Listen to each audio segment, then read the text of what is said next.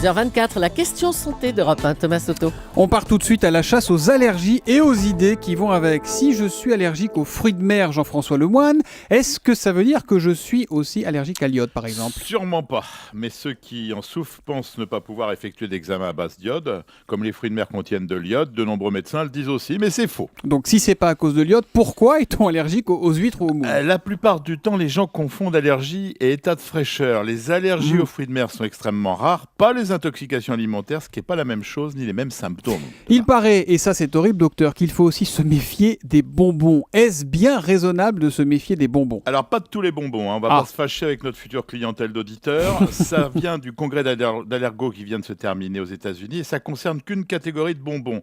Alors même si l'allergie à la gélatine est peu courante, les spécialistes ont en fait rapporté le cas de garçons de 4 ans ayant développé de l'urticaire, des éternuements, après avoir mangé de bonbons gélifiés. Bon, on ne cède pas à la panique, il suffit de le savoir si ça se produit chez les enfants. J'ai un ami, moi, c'est véridique, qui est allergique au chocolat. Ça le fait éternuer à chaque fois qu'on lui met un carré de chocolat sous le nez. D'où ça vient, ça ? Il faudrait me le présenter, ça doit être un peu psy. Parce Faut que les allergies alimentaires au chocolat sont plutôt des éruptions de boutons ou une bonne migraine. Alors le chocolat, c'est surtout du cacao. C'est rare d'être allergique au cacao. Je vous jure, Jean-François, j'ai dîné encore avec lui samedi. Il s'appelle Bruno, je peux vous le présenter. Il éternue quand il mange du chocolat. Ça n'empêche pas qu'il peut être un peu psy, même ce Bruno. Je vous ai déjà expliqué qu'on n'est pas allergique au soja, mais qu'on rajoute du lait, du soja et des noisettes. Et c'est ce qui provoque les allergies.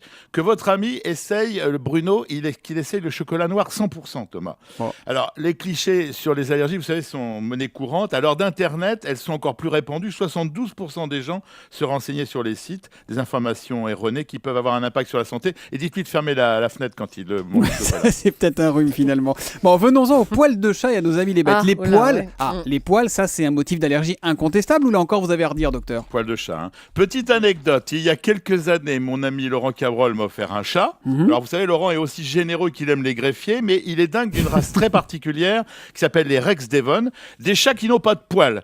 Et c'est vrai qu'ils sont très sympas. Moche comme tout. Et il avait ajouté pas de poils, pas d'allergie, pas de bras, pas de chocolat. Eh bien, c'est tout faux, car on sait désormais que l'allergie au chat ne vient pas de ses poils, mais de la salive. Et ces chats très lécheurs sont aussi très allergisants, bien qu'ils n'aient pas de poils. Et comme ils se lèchent les poils, évidemment, ça nous... Et ils ne sont pas si laids que ça, Julie, vous savez. Ah bon ?